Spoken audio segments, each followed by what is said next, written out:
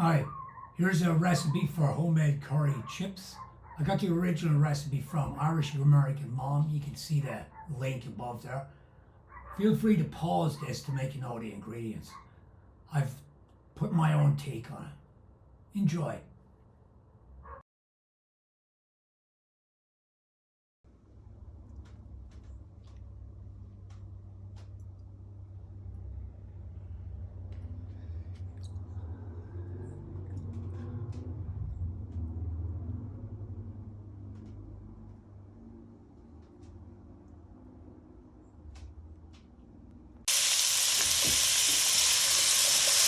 Start by frying up your onion and apple.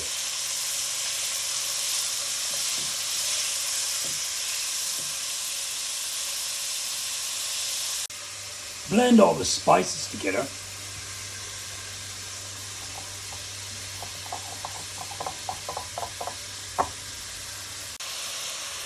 stir in well.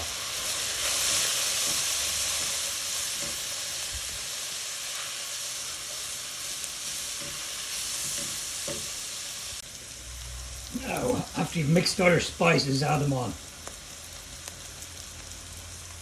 And stir them in well.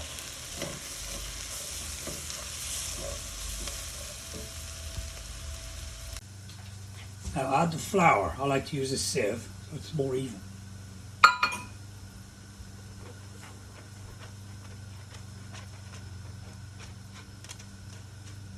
Try not to get all over the stove.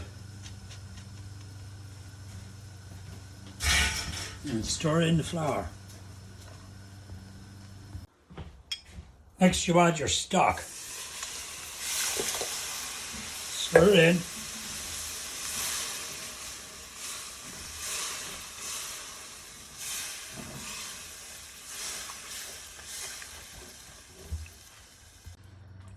A whisk can help break down the spices and flour and combine it with the sauce. Keep stirring until you get a nice texture with little to no lumps. As you're stirring, try and scrape the bottom of the pan to make sure you get all of it. As you're stirring, scrape the bottom of the pan so you'll remove any residue that's stuck on the plate at the bottom of the pan. Add a little drop of Worcester sauce.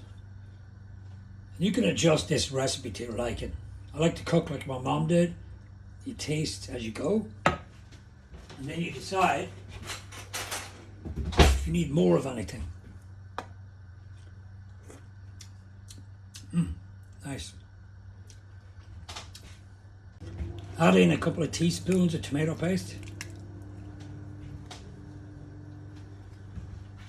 And stir it in well. So it's been going about 5 minutes simmering and it's started to get nice and thick. You may need to add more flour or stock to adjust the recipe, but you'll learn yourself what the best amount of ingredients is. Add a couple of heaped teaspoons of sugar for sweetness. The sugar and the spices together make for a nice curry. Stir in well.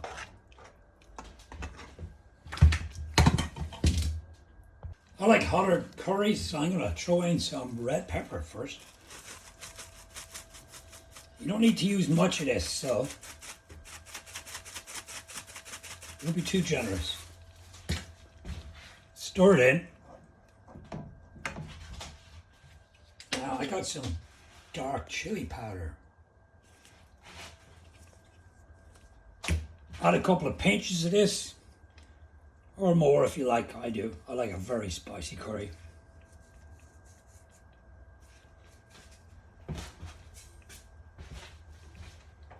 And then some cayenne pepper.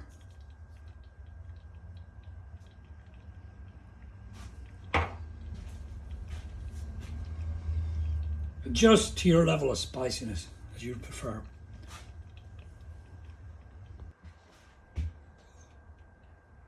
Curries can be really good when you add some extra fruit. We started with the apple, but I like to add some California golden raisins. These plump up and become grape size, and they taste amazing with the curry sauce embedded. Add as many as you like and stir in. I'm going to have these origiinal steak fries. Put them in the oven at 450 for 18 to 20 minutes for a half bag. When they're done, pour your newly delicious curry sauce over them and enjoy, just like home. Been simmering for about 25 minutes now, and the fries will be done in about 10 minutes. So give it an occasional stir, just to keep it mixed up. Fries will be done in about 10 minutes. Keep an eye on them, especially when you use a half a bag. The temperature of the oven might be a bit high at 450. Looks like the chips are done, or as we call them here, fries. Ding, fries are done. Ding, fries are done. Throw them into your bowl.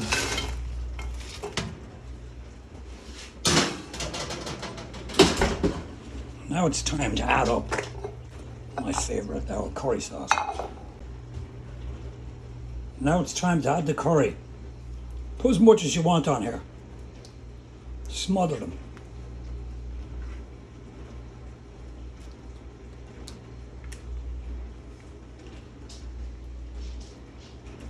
I'll even sit here for a couple of minutes to let them soak in. Next thing you do is eat them. Enjoy.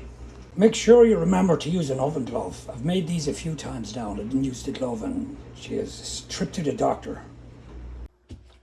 Make sure you have plenty of this after you eat your curry. You might need it.